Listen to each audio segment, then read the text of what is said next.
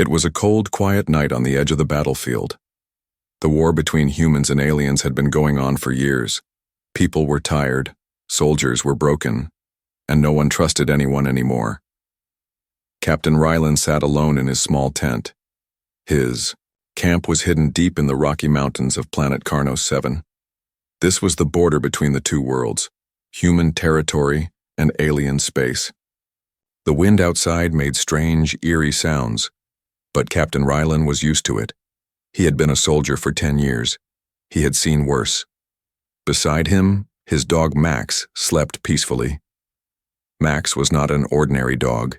He was trained for search, rescue, and battle. Max had saved Rylan's life more than once. They had a bond no words could describe. Rylan often said Max was the only one he could truly trust. Around midnight, a strange sound echoed from the trees. It wasn't wind. It wasn't rocks falling either. Max's ears twitched, his nose moved, and then he growled. Rylan opened his eyes. "What is it, boy?" he whispered. Max stood up, growling deeper now. He walked to the edge of the tent and sniffed the air. His body became stiff. Then, without warning, he bolted into the darkness. "Max!" Rylan shouted, grabbing his rifle. He put on his jacket and ran after him. The cold night air hit his face like ice. But he didn't stop. He trusted Max. Max's barks echoed from the forest ahead. They were not his normal barks. They were loud, urgent, and wild. Something was wrong. Rylan followed the noise, stepping carefully through trees and rocks. His boots crunched the dry ground. The moonlight helped him see a little, but not much. After a few minutes, he saw Max standing still. His tail was up, but he wasn't barking anymore. He was just staring, and then Rylan saw it. A creature lay on the ground. A tall, thin figure. It had deep blue skin and glowing purple eyes. Its armor was cracked. Blood, green and sticky, dripped from a wound on its side. It was an alien soldier. Rylan raised his gun instantly, but Max didn't move. He stood beside the alien like he was guarding it, not from harm, but from something else. "Step away." "Max," Rylan ordered. "That's the enemy." But Max didn't move. The alien lifted his head slowly. His eyes looked weak, tired, and scared. He didn't reach for a weapon. Instead, he lifted one shaking hand and whispered, "Please, help me." Rylan blinked. "What?" he said, confused.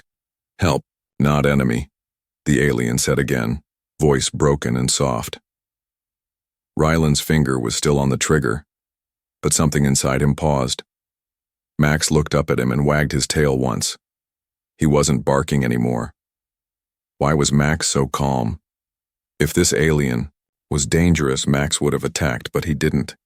He trusted this creature for some reason. Rylan took a step closer.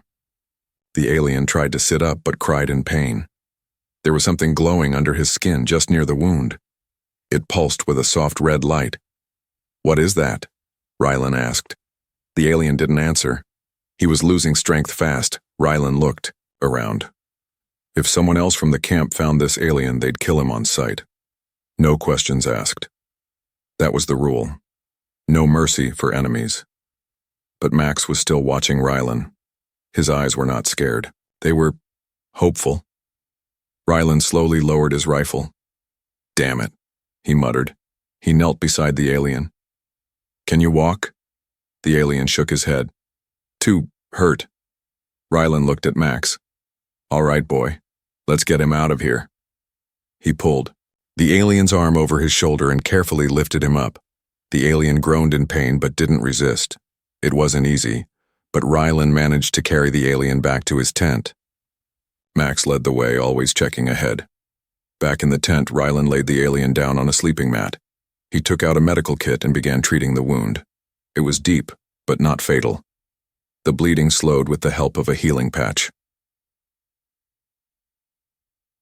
Alien closed his eyes and whispered, "Thank you." Rylan didn't respond. He was still unsure what he was doing. Was he crazy? He just brought an alien, an enemy, into his camp, but something deep inside him said it was the right thing. Max curled up next to the alien and rested his head gently on the alien's arm. Rylan stared at them for a long time. This wasn't just strange. This was the beginning of something big. He didn't know what yet, but everything had just changed. The next morning, everything felt different. Captain Rylan had barely slept. He sat at the edge of his bedroll, staring at the alien lying just a few feet away. The blue-skinned creature was still breathing, chest rising slowly, eyes closed. The wound on his side had stopped bleeding, but the strange red light under his skin still glowed softly. Rylan had seen many aliens during this war, most of them dead, but none like this one. None who begged for help. None who Max, his dog, didn't growl at. Max lay quietly next to the alien, as if guarding him. It didn't make any sense. Dogs could smell danger. Max had attacked aliens before. But this time, he protected one, and that's what kept spinning in Rylan's head. Why? Suddenly the alien's eyes opened. Rylan tensed, hand close to his rifle, but the alien didn't move. He just looked at Rylan with tired, glassy eyes. "I'm Veltan," he said softly, voice hoarse. Rylan didn't speak. "You could have let me die," Veltan whispered. "But you didn't," Rylan replied coldly. "Don't thank me yet, I haven't decided what to do with you." Veltan's lips moved slightly, like a weak smile. "Your dog? Already decided." Max wagged his tail once, then returned to. Watching the tent flap, Rylan leaned forward. "Why were you alone out there? Where's your unit?" Veltan's face darkened. "Dead. All dead. Killed by not your people." Rylan narrowed his eyes. "Then who?" Veltan looked around, nervously. "They're coming, not human, not from my side either. They use war to hide, feed on it." "Who are they?" Rylan asked. But Veltan said nothing more. The silence inside the tent felt heavy. Rylan stood up and opened the tent flap a little. Soldiers were moving around the camp. If anyone found out what was inside, both he and Veltan would be executed. He turned back. "You're not safe here, neither am I." Veltan slowly sat up, his face tight with pain. "I didn't come to fight. I came to stop something worse." Rylan frowned. "That light under your skin. What is it?" Veltan looked down at his side. The glow was pulsing, faster than before. "It's not a weapon," he said. "It's a warning." Rylan leaned in. "Warning for what?" Veltan's next words made Rylan freeze. "They're not just coming, they're already here." Max suddenly stood up and growled. Rylan's head snapped to the tent opening. Outside, silence. Too much silence. No wind, no bird sounds, no footsteps. Just a strange buzzing, very faint, like a machine far away. Max barked once, then again, louder this time. Veltan grabbed Rylan's arm. "They found me." Rylan grabbed his rifle and moved to the flap. He opened it just enough to peek outside. No one. Then he looked up. In the far sky, high above the mountains, something shimmered, almost invisible, like a ghost in the clouds. A round shape, huge and silent, drifting above the camp. And then, it was gone. No noise, no movement. Just vanished. Rylan stepped back into the tent. Veltan was staring at him. "You saw it?" he said. Rylan nodded slowly. "I thought you were an enemy," Rylan said quietly. "I was," Veltan replied, "until I found out who the real enemy is." Max barked again, short and sharp. He ran to the back of the tent and started scratching at the floor. "What's he doing?" Veltan asked. Rylan moved to Max and helped pull away a piece of floor cloth. Under it was dirt, and buried just under the surface, something metal. Rylan dug it out with his hands. A small black device. Round. Glowing red. A tracker. "They marked you," Rylan said, his voice grim. "They were never going to rescue you. They were tracking you." Veltan nodded weakly. I didn't know. Not until it was too late. Rylan smashed the device with the butt of his rifle. Sparks flew, then he looked at Veltan. You're not my prisoner anymore, Rylan said, but if you're lying to me, I swear. I'm not, Veltan said. You saved my life, and now I'll help save yours. Rylan stared at the alien for a moment longer. Then he whispered, This war is bigger than both of us, isn't it? Veltan nodded. Outside, the wind returned. The sounds of the camp came back slowly. But Rylan knew nothing would ever be the same again. Because the enemy who didn't fight back was warning them of a war far worse than they had ever imagined. They searched the camp all morning, but not for Veltan. They were looking for a spy drone. A faint signal had been detected by the outer watchposts. Command assumed it was alien tech. They were right. But they didn't know it had already been inside their base, watching, listening, tracking. And it wasn't alien in the way they thought. Inside a quiet corner of the camp, hidden beneath a medical supply tent, Captain Rylan sat with a dangerous secret. A living alien. One who spoke his language. One who claimed the real enemy hadn't attacked yet, and Rylan had just risked everything to save him. The tent smelled of old bandages, antiseptic, and damp earth. Veltan lay wrapped in thick blankets, his body still weak, but his eyes alert. Now, his wound was healing quickly, too quickly. Rylan had never seen recovery like that. You're regenerating, Rylan said. Veltan nodded. Part of my kind's biology, but this speed is not normal. What do you mean? Veltan touched his side. Something is changing inside me, ever since I saw them. Rylan didn't ask who he meant. He already knew. The ghost ship in the sky, the invisible watcher, the buzzing in the air. It all pointed to something beyond the human-alien war, something older, something hidden. Suddenly Max growled, not barked, growled, low, deep, a warning. Rylan stood quickly and peeked through a small tear in the tent wall. A patrol unit, 2 soldiers, getting closer. He turned to Veltan. You need to move, now. I can't stand, Veltan said. Rylan cursed under his breath. His heartbeat pounded in his ears. If the soldiers came inside, they'd find the alien, and Rylan would be arrested, or worse. Then he looked at the metal box in the corner. An old supply crate used for heavy gear. Get in, he ordered. Veltan didn't argue. He crawled slowly into the box, curling his long limbs tight. Max sat in front of the crate, as if guarding it with his body. Just in time. The tent flap opened. Captain. Rylan, said the taller soldier. We're doing a security sweep. Rylan stood calmly. Anything wrong? There was a tracker signal in this zone last night. Could have been alien tech, just making sure all is clear. The second soldier stepped inside, looking around. His eyes paused on Max. He's a big one, the soldier said. Max didn't move. His tail stayed still, his eyes locked on the man, watching. Yeah, Rylan replied. He's trained. Doesn't like strangers. The soldier chuckled nervously. Looks like he could eat my leg off. If you had one bad thought in your head, he probably would, Rylan said flatly. The first soldier looked at the boxes. Mind if we check inside? Rylan stepped between them. I do. That crate's got med explosives, fragile stuff. You want to explain to command why it exploded in your face? Both soldiers hesitated. Rylan stared hard at them.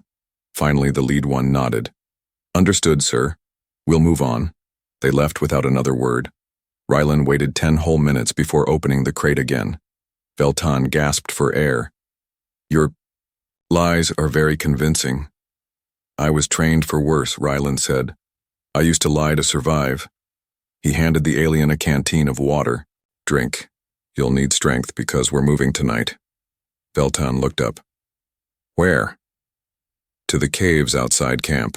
No patrols there. Deep tunnels. Old mining zone. We can hide there and you'll explain what's really going on. Veltan drank slowly. You believe me now? Rylan didn't answer right away. Instead, he looked at Max. The dog had returned to his silent post at the tent entrance.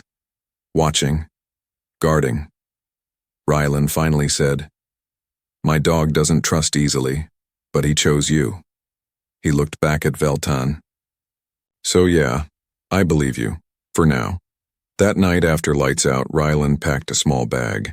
Rations, water, weapons, a stolen map from the command office, and his dog, Max, ready at his side. They left the camp through a back path, moving silently under moonlight. No one saw them go. But something in the sky did, a faint red flicker, hidden behind the stars.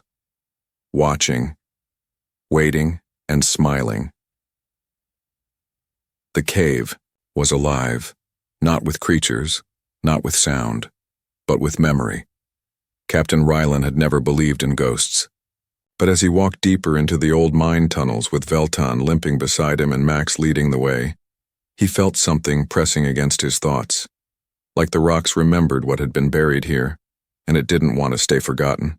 They stopped inside a wide chamber, where broken machines lay rusting against the walls. The air was dry, filled with dust and silence. Veltan sat down slowly on a flat stone and closed his eyes. Rylan lit a small lamp and watched him carefully. "All right," Rylan said. "Start talking." Veltan opened his glowing eyes. "You think this war is between your people and mine. You're wrong." Rylan crossed his arms. "So who started it?" Veltan looked up at the ceiling, as if seeing through the stone. "My kind didn't want war. Your kind didn't either. But something else did." Rylan raised an eyebrow. "You're saying someone started this war on purpose?" "Yes," Veltan said. "To keep us weak, distracted, fighting each other, so they could move in, quietly." Rylan's voice dropped. "Who are they?" Veltan hesitated. Then he reached into a small pouch and pulled out a tiny crystal. He held it up and it glowed. A floating image appeared, hazy at first, then sharp. A dark shape, not human, not alien, insect-like. With long limbs, glowing yellow eyes, and wings that buzzed without sound. Rylan took a step back. Max growled. Veltan spoke slowly. "They are called the Cyrax. They are not from this galaxy. They travel, by hiding in shadows and in war zones and in fear. They feed on destruction. They plant lies. They stir hate, and then they take what's left." Rylan watched the image. "You're telling me these things created this war?" Veltan nodded.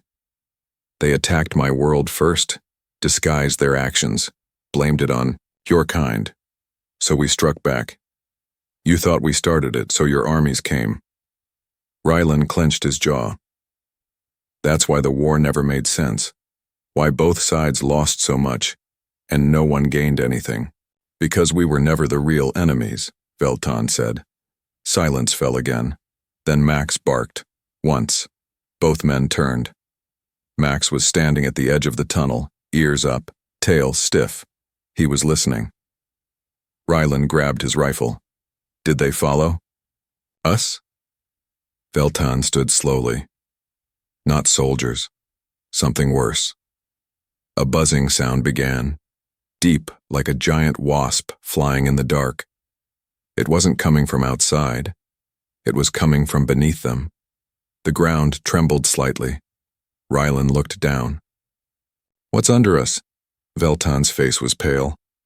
One of them, buried long ago, sleeping, watching. The rocks to their left cracked, just a little. Rylan pointed his gun, but Veltan raised a hand. "No bullets. Not against that. We have to leave. Now." They ran through the tunnels, Max leading with sharp barks, Rylan helping Veltan move. Quickly, behind them the walls began to shift. Tiny insects poured from cracks, metallic with red eyes. The Cyrax scouts. One flew toward Rylan. Max leaped and bit it mid-air, crushing it with a snap. Sparks flew from its body. They reached the surface, breathing hard. The night sky was clear. Too clear. Above them, stars twinkled. But something moved, between them. Something big. Unseen by radar. Unseen by satellites. Veltan looked up and whispered, "They're here." Rylan stared at the stars, heart pounding. This war wasn't between two species anymore. It was between all life and the Cyrax. Captain Rylan didn't hear the shot. He only felt the heat as the plasma bolt slammed into the rock beside his head. "Down," he shouted, pushing Veltan to the ground. Max barked wildly and ran toward the shadows in the trees. More gunfire. Voices. "Don't move. We have you surrounded." Rylan knew that voice. It was Commander Voss, his superior, his mentor, the man who once told him, "Never trust anything that bleeds a different color." And now Voss had found him, hiding an alien. Rylan raised his hand slowly and stepped in front of Veltan. "We're not enemies," Rylan shouted. "He's not the threat." Voss stepped out from behind a tree, blaster aimed straight at Rylan's chest. His eyes burned with anger. "Don't lie to me, Rylan. You betrayed your uniform. You brought a spy into our camp." "He's not a spy," Rylan said calmly. "He's a warning. There's something else out there. Something bigger than this. War." Voss laughed, cold and sharp. "I don't care about your ghost stories. He's an alien, and that makes him the enemy." Max returned, growling, tail stiff. He stood beside Veltan, teeth bared at Voss. Voss noticed and hesitated. "Even your dog's gone soft," he sneered. "No," Rylan said. "He just knows who the real enemy is." Without warning, Veltan stepped forward and raised his hands. "If you want me," he said, "take me, but let the human go." Rylan turned. "What are you doing?" But Veltan looked him in the eyes and whispered, "Trust me. One last time." Voss smirked. "Smart alien. Cuff him." Two soldiers moved forward with metal restraints. Max barked loudly, blocking them. He didn't attack, not yet, but he made it clear he would fight if needed. Rylan clenched his fists. This was wrong, all of it, and then his wrist comms beeped. It was a message from Central Command, but it wasn't encrypted, it wasn't meant for him. It was leaking. He tapped it on. Priority signal intercepted. Subject Project Cyrax Integration Phase 2 confirmed. Order, maintain. Human-alien conflict for Cyrax harvest conditions. Rylan froze. Voss's voice echoed nearby. "Take them both." But Rylan didn't hear him anymore. He looked at the message again. Maintain conflict Cyrax harvest. He looked at Voss. And in that moment, it all made sense. "Voss," he said, voice trembling. "You already knew." Voss stopped. "What did you say?" "You knew about the Cyrax. You're not just helping them. You're working for them." The soldiers hesitated. One of them looked confused. "Commander?" But Voss didn't answer. His eyes turned colder. "You're not walking out of here, Captain." He raised his gun, but Max was faster. With a snarl, the dog lunged. The shot fired, but not at Max. Rylan tackled Voss just in time. The plasma bolt flew past his ear and hit a tree, exploding bark in all directions. Veltan ducked and rolled, grabbing one of the dropped rifles from a stunned soldier. The fight was chaos. Max knocked down one guard. Rylan knocked another's gun away. Veltan fired a warning shot into the air. "Everyone stop!" he shouted. Silence. Even the trees seemed to hold their breath. Rylan stood, breathing hard, gun aimed at Voss. The other soldiers didn't move. "Look at your commander," Rylan said. "He lied to us all. This war is a setup. We are nothing but fuel to them." He showed the intercepted message to the soldiers. They read it, and one by one, their faces changed. Fear, confusion, then anger. "You betrayed us?" one whispered. Voss snarled. "You're fools. You think peace is possible? The Cyrax promised us survival, power, a new world." Rylan's voice was calm now. "And you sold out your own kind to get it." In the end, the soldiers turned their backs on Voss. They didn't stop Rylan, they didn't stop Veltan, they just walked away. Silent, ashamed. Voss screamed, but no one listened. Rylan lowered his weapon. Max stood at his side, loyal as always. "Veltan," stepped forward and placed a hand on Rylan's shoulder. "Now," he said softly, "we tell the world the truth. The skies over planet Carno 7 were not blue anymore. They were cracked. Not from a storm, not from warships, but from something older, something no one remembered but everyone feared. High above, in orbit, the clouds twisted unnaturally as if a black hole had opened behind them. And then, they came. The Cyrax. They did not arrive with fire. They came in silence. Their ships looked like floating bones, dark, jagged, alive. They didn't shine, they didn't roar. They just appeared like they had always been there, watching or waiting. Rylan looked up from the edge of the cave, stunned. So did Veltan. Even Max whimpered, ears flat, tail low. For the first time, the brave dog felt fear. Inside the old mining tunnels, a new team of humans and aliens, once enemies, sat around a hollow table. A secret alliance, built in hours. Because now, there was no side, only survival. Rylan slammed, his fist on the table. They're not just here to invade. They've already been here, they've already fed. Veltan nodded. Every major battle, every sudden attack, they were there, feeding on fear, death, pain. That's how they grow.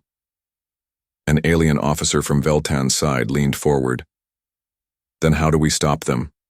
Rylan looked around. We fight together. A young human soldier frowned. Against that? She pointed to the sky.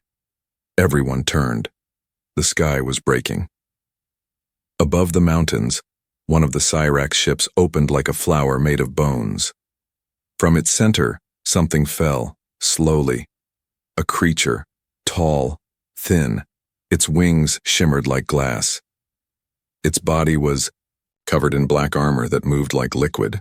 Its face had no eyes, only a smooth mask that seemed to absorb light. It landed on the rocks, and just stood there, watching, waiting. Rylan grabbed his rifle. "Max, stay back." But Max didn't growl this time. He only stared. Veltan whispered, "It's not here to kill, it's here to test us." "What?" Rylan said. "If we run, they'll follow. If we fight, they'll learn. But if we stand together..." Veltan paused. "They fear that." Suddenly the creature moved. Not fast, not slow. It walked straight toward them, ignoring the weapons pointed at it. It stopped only a few feet away. Then it raised one long, clawed hand and spoke. Not with a mouth, but inside their minds. "You are food. You are fuel. You are fire for the Cyrax to grow. Divide, and you die. Unite, and we sleep again." Everyone heard it. Rylan, Veltan, even Max growled in response. The Cyrax voice was not angry. It was curious, testing, challenging. Rylan stepped forward, rifle still raised. "I choose to stand," he said. The Cyrax creature tilted its head. Veltan stepped beside him. "So do I." One by one, the humans and aliens behind them stepped forward, rifles down, eyes locked on the enemy. The creature watched them in silence. Then, it stepped back and vanished. Just like that. No sound. No flash. Gone. Above the camp, the sky began to clear, slowly. The Cyrax ships faded like ghosts. No explosions. No attack. Only silence. But this time, it felt like victory. Rylan lowered his rifle and let out a long breath. Max wagged his tail and licked his hand. Veltan placed a hand on Rylan's shoulder. "You changed something today." Rylan looked at him. "No, we did. But far above, beyond the system, in the cold darkness of space, other Cyrax watched. Waiting. They had seen the unity, and that scared them more than any weapon. Long after the Cyrax vanished from the sky, people still told the story of a dog, not a weapon, not a soldier. Just a dog, with sharp eyes, a strong heart, and a choice no machine could understand. Max was asleep now, curled at the feet of Captain Rylan inside a small cabin built on the old battlefield. The war was over, not because armies won, but because a dog trusted an enemy no one else would. It had started with a bark, a growl, a warning in the night. But now, that moment had become legend. Across the galaxy, humans and aliens sat at the same tables for the first time. They spoke, not as enemies, but survivors, witnesses, allies. A monument stood in the new Peace City on Carno 7, not a statue of a hero in armor, but of a dog, standing proud, alert, eyes forward. Beneath the stone figure, 3 words were written in both human and alien script: he trusted first. But peace didn't come easily. Rylan remembered that every day. Even now, weeks later, he still woke up reaching for his rifle, until he felt Max's head beside him. Veltan stayed on Earth after the Alliance began. He and Rylan spoke often. They had become more than allies. They were friends. Brothers in a strange kind of way. Linked by fear, war, and a dog that saw something they didn't.